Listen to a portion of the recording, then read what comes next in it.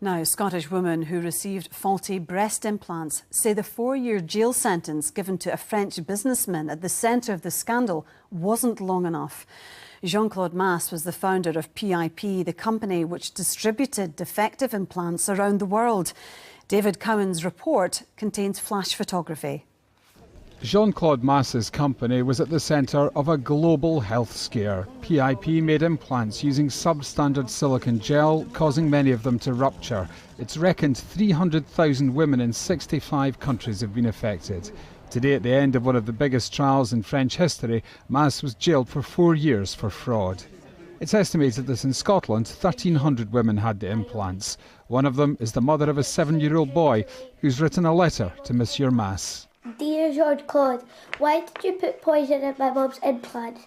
It was very bad and I was scared my mum was going to die, and I hope the judge sends you to jail for life. Bye, Robbie. His mother is the co-founder of the campaign group PiP Implants Scotland. She described Masse's sentence as pitiful, but welcomed his conviction. We've had 2 years of turmoil, pain, distress. Women are still suffering. And I just think 4 years doesn't really cut it. The health scare came to light 2 years ago. In Scotland, hundreds of women are going to court seeking compensation from the clinics where they had the implants, on the basis that they were sold faulty goods. Currently, I represent in excess of 200 women in Scotland who've been affected by the PiP breast implant scandal. Each and every one of them are looking for just recompense for what happened to them, for the physical, emotional and psychological upset and damage that this has caused. The campaign group is also hoping Masse's criminal conviction will add weight to their calls for a public inquiry into the scandal. The Scottish Government says it's establishing an expert group to examine how the regulation of cosmetic surgery can be improved. Well, before we came on air, the PiP implants campaigner Trisha Devine joined me in the Scotland Tonight studio. Trisha, thanks very much indeed for joining us. You've said the sentencing is pitiful, but are you glad that what has happened to you has now been recognised as a crime? Oh yeah. The sentence doesn't seem long enough for us, the victims, but at the end of the day, it's a positive because we're no longer classed as bimbos, vain women. Now we're classed as pure, proper victims of crime, of a global fraud. How did you feel when you found out that you had been given defective implants?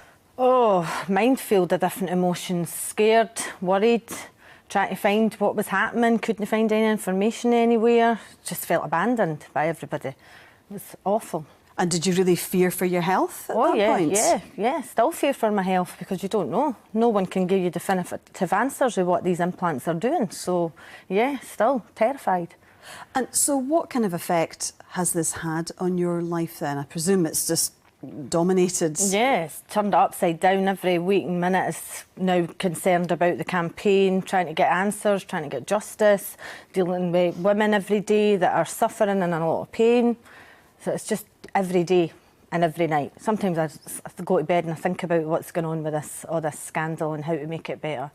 You've had the implants taken out. Does that reassure you at all about your health, or is it still in the back of your mind? It does give a little bit of reassurance that I've no longer got them in, but it's in the back of my mind all the time. I actually sent mine to Milan and got told that they were changing. So I think, well, if they were still in there, what would have happened then? You know, so it's a really daunting thing. It's awful, anxious, it's really bad. And you're a campaigner with PiP Scotland. You say that there are other women that are suffering. What kind of things are they going through? Oh, all sorts. There's women that are going through problems with inflammation, ruptured implants, they haven't got money to get the implants taken out and replaced, pain daily. Some of them are getting told that they're going to have to get breast tissue removed to help the inflammation. So just basically they're going to be left disfigured. And it's awful for them. And where do they go? Where do they get help? Where do they go? Where do they go to get help?